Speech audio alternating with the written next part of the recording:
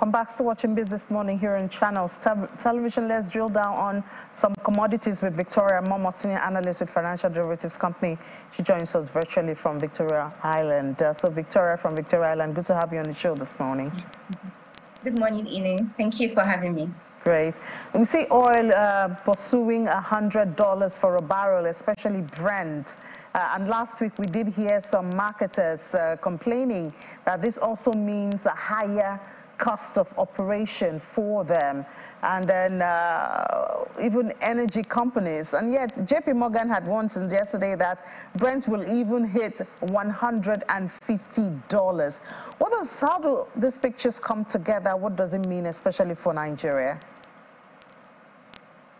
So thank you very much for your question. I'll start by saying that JP Morgan actually usually have a bullish outlook for oil prices generally, but so far we've seen a whole lot of factors play in determining the oil price in the last 2 months, and one of which is the Russian and Saudi Arabia oil production pause, and then we've also seen Russia banning the export of diesel and petrol, and we also seen some mild recovery in China, which is the one of the largest importer of oil. So all of this is actually has affected the price of oil in the global market. And then again, we've there's also this transition to green energy, and that is a factor that is also contributing to the price of oil, and the interplay between OPEC and non-OPEC, the organization generally. And for Nigeria, we actually export crude oil, and oil trend or tending towards $100 per barrel actually means an increase in revenue earnings for us. But on the other hand, we also have the importation of this of refined oil into the country. So once the global price of this commodity actually increases, we see the cost of importation of refined crude actually increase in tandem. And like you said, the oil marketers are complaining that the prices of oil are generally rising.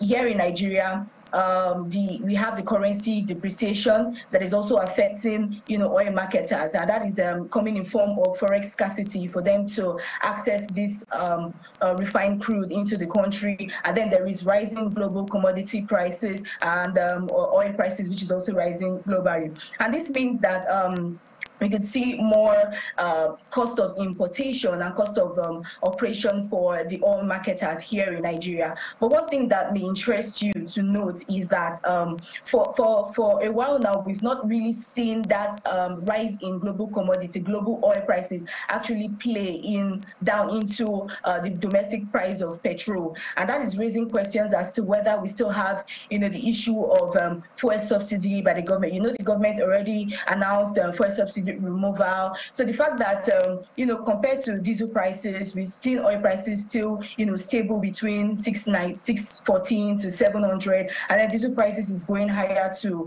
1,000 naira per liter. So it's raising questions as to whether there is fuel subsidy in the country. And already there are news that the federal government actually spent about 169 billion naira on fuel subsidy. So this is expected to it's just raising questions generally. And then we just expect that this cost of importation will rise in Nigeria, given the global prices of oil rising, and this would also affect the revenue of the government.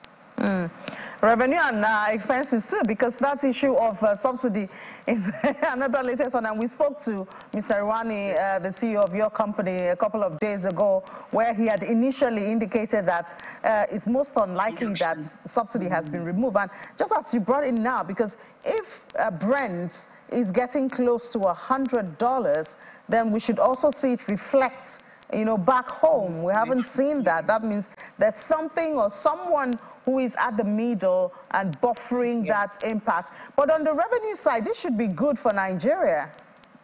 Yes, that is true, because both oil and gas combined actually, contribute about 90% to the federal government's revenue, and we export crude oil. So, given that the global price of crude oil is actually increasing, it means that that is more revenue for us. But then again, there is actually one downside, and that is the fact that our oil production is still way beyond our capacity. It's still way below our capacity, you mean? Affecting, yes. So we have the capacity to produce about 2 million barrels per day, and our oil production is still at 1.2 million barrels per day. So that is, restricting the earnings that we could get from oil exports. All right, so let's go to other commodities. Now we have cocoa. Cocoa futures lost 1.87%. And this also affects Nigeria and affects countries like Ghana. Yes, of course, because Nigeria, Ghana, they are major players in the cocoa industry, and we've seen the price actually fall, and that is due to the fact that there are a series of factors that is affecting cocoa, and then again, but this is we're supposed to actually see, an increase in price of cocoa because there is the black pot disease that is affecting cocoa production, and then there is unfavorable weather condition that is also affecting cocoa. So we believe that this fall in price of cocoa is actually just in the interim, and we could, see an increase in price of that commodity later on. And what this means is that we'll see more earnings in Nigeria because cocoa is one of our major agricultural export commodity. So once the prices are rising, we'll see more earnings into the country. And then in spite of Russia providing cheap grains, we see that wheat gained 0.59%. Well, we know the drought going on in Argentina. The weather hasn't been very friendly with the grains in recent times. Well, you've already stated it. I mean, the droughts, the weather condition, the El Nino, extreme weather conditions actually playing a role in global commodity prices and driving these prices, upward. But we still expect that these prices would come down in the near term due to the fact that some countries like the US actually has improved supply of this commodity, and it's expected that it would bring down the price of the commodity. And this is a good one for Nigeria because we import significant amount of wheat into the country. So if prices of this commodity actually decline, it could reflect in the prices of wheat and other domestic commodities that wheat is being used to produce. And then this would also help us reduce the import bill from the import of wheat into the country. All right, thank you for that. Then there's cotton. We hardly talk about it, but this time it's coming from Tanzania. The exports rose by 14%. What did they do? How did they increase their production so fast? So basically, there are a lot of things that are being done. Everybody wants to, take advantage of rising prices of commodities generally, and then you see major countries actually doing domestic, policies in order to boost the production of these commodities to ensure that it is available to meet domestic needs and also to export. But in the case of Tanzania, they actually have a large market for commodity, and that is in the Asian region, in China and India. And then, of course, we know that China actually has, recovered from that period of deflation, and has also, the economy is also, recovering mildly. So that is supporting, the demand for commodities. And given the fact that Tanzania actually exports this commodity to China, I mean, the market is booming, and of course, this commodity is being exported to China, and then that is actually that has contributed to the increase in exports that it got from the cotton sales. All right, what about domestic commodities? How's that looking?